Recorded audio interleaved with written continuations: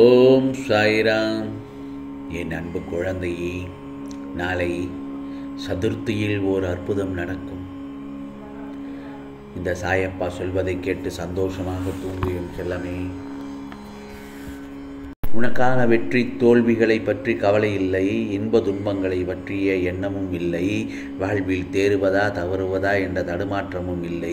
என்னை பற்றி கவலைப்பட வேண்டிய பொறுப்பை என் சாயப்பாவிடம் வைத்துவிட்டுத்தான் இனி நான் சுகமாக செல்வேன். இதற்கு பெயர்தான் அர்ப்பணிப்பு.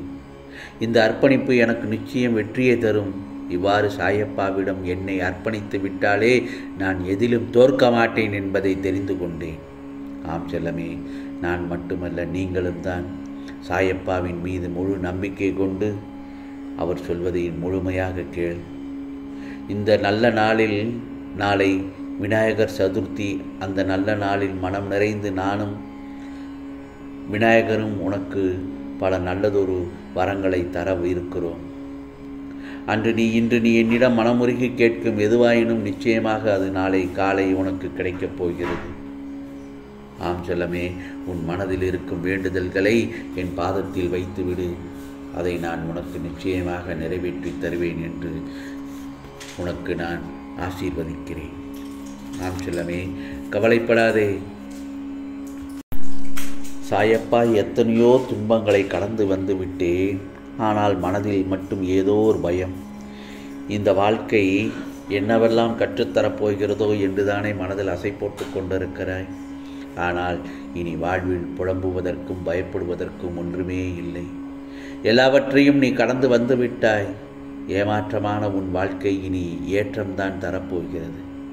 வாழ்க்கையில் ஜெயித்திட உழைப்புகளும் முயற்சிகளும் மிக மிக முக்கியம். சாயப்பா, நானும் உழைக்கிறேன், முயற்சித்து கொண்டுதான் இருக்கிறேன் என்கிறாய். பிறகு ஏன் வெற்றி என்னும் மகுடத்தை சூட்ட முடியவில்லை? கண்மணியே, செல்லமே, வெற்றி என்னும் பூக்களை பறிக்க சில முட்களிடம் காயப்படத்தான் வேண்டும். காயப்பட வேண்டும் என்பதை விட வாழ்வின் இன்னொரு பக்கம் இருக்கும் தோல்வி என்னும் பாடத்தையும் நீ கற்றுக்கொள்ள வேண்டும். என்ன சாயப்பா, திடீரென்று தோல்வியை மட்டும்தானே கற்றுக்கொண்டு வந்தேன் என்று கூறுகிறாய்? சரிதான், இதுவரை நீ கண்ட தோல்விகள் எல்லாம் வெற்றியாக மாறப்போகிறது. புரிகிறதா? உன் வெற்றிக்கான நடுவில் ஏன் இத்தனை சறுக்கல்கள் தோன்றுகிறது என்றால், உன் மன வலிமையை சோதிப்பதற்காகவே. உன் மனம் அழிவுடன் போராடி அந்த போராட்டத்தில் வெற்றியையும் கண்டுவிட்டாய். என் சோதனைகளை அனைத்தையும் வென்றுவிட்டாய். ஒவ்வொரு முறையும் நீ கஷ்டங்களையும் துன்பங்களையும் அனுபவிக்கும் போது எந்த துணையும் இன்றி நிற்கதியாய் நிற்பது போல் உணர்கிறாய் அல்லவா? யாரும் இல்லை, நடுவில் எந்த துணையும் இல்லாமல் நிற்கதியாய் நிற்கிறேன் என்ற எண்ணத்தை மறந்து ஒரு நிமிடம் கண்களை மூடி எதையும் யோசிக்காமல் சாந்தமாக மாறி அமைதியான சூழ்நிலை உனக்குள்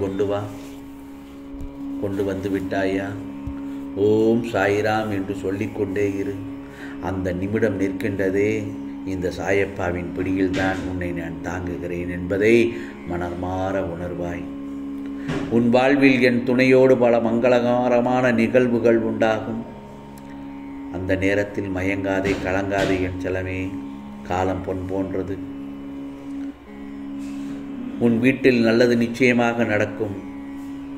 சில நேரங்களில் சாயப்பா, எனக்கு பிரச்சனைகளே தீர்ந்தபாடில்லை. அந்த சமயத்தில் இந்த பிரச்சனை மன அழுத்தத்தை கொடுத்து இந்த வாழ்க்கையை வெறுப்படைய செய்கிறது என்று என்னிடத்தில் புலம்புகிறாய். முதலில் பிரச்சனையை பிரச்சனை என்று எண்ண வேண்டாம் என் செல்லமே. பிரச்சனையை பிரச்சனை என்று எண்ணாமல் மனதை தைரியமாக நோக்கி நீ வெற்றி நடை போட்டு உன் போராட்டத்தை எதிர்த்து நின்றால் நிச்சயமாக அதில் நீ வெற்றிதான் அடைவாய். நீ யாரை தேடுகிறாயோ அவர்களே உன்னை தேடி ஓடி வருவார்கள். ஆம் செல்லமே, இனி உனக்கு அதிர்ஷ்டம்தான். பிரச்சனைகளை எல்லாம் கடந்து வந்து விட்டாய். 100% உனக்காக நல்லது நடக்கப் போகிறது.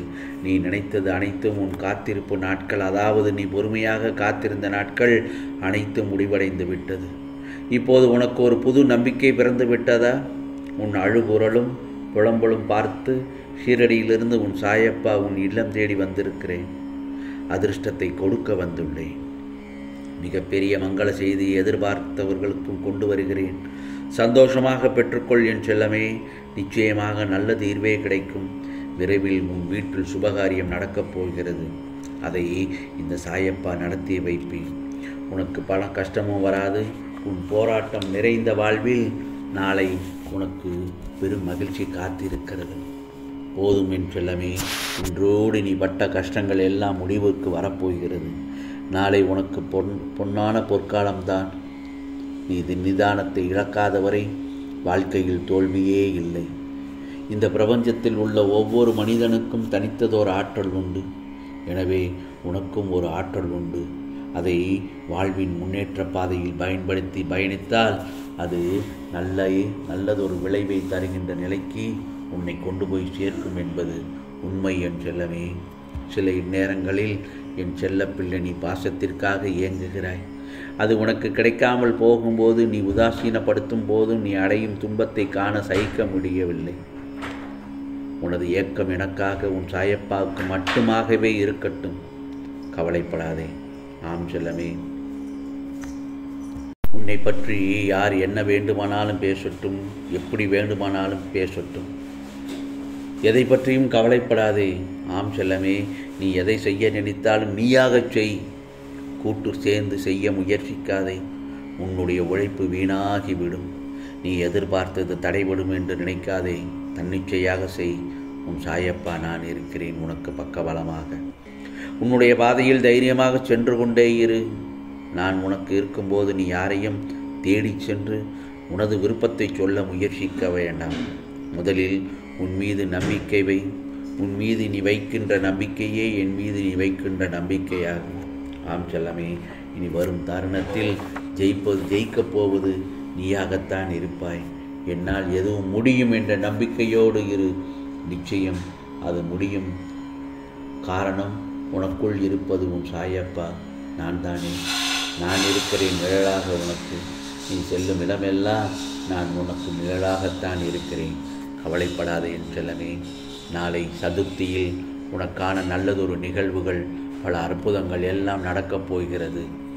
ஓம் விநாயகா போற்றி என்று காலை எழுந்தவுடன் மனதார நினைத்து, என்னையும் நினைத்து நாளைய பொழுதை தொடங்கு என் செல்லமே. நிச்சயமாக உன் சாயப்பாவின் ஆசீர்வாதமும் விநாயகரின் ஆசீர்வாதமும் உனக்கு கண்டிப்பாக கிடைக்கும். இப்போது ஒரு மனதை ஒருநிலைப்படுத்தி நிச்சயமாக ஓம் சாய்ராம் என்று ஒரு 10 முறை அல்லது 9 முறை சொல்லிவிட்டு தூங்கு. உனக்கானது எல்லாம் நிச்சயமாக நல்லது நடக்கும். நல்லதே நடக்கும். நல்லதே நடக்கும். ஓம் சாய்ராம். ஓம் சாய்ராம். ராம்ஜி அருள் கிடைக்கட்டும்.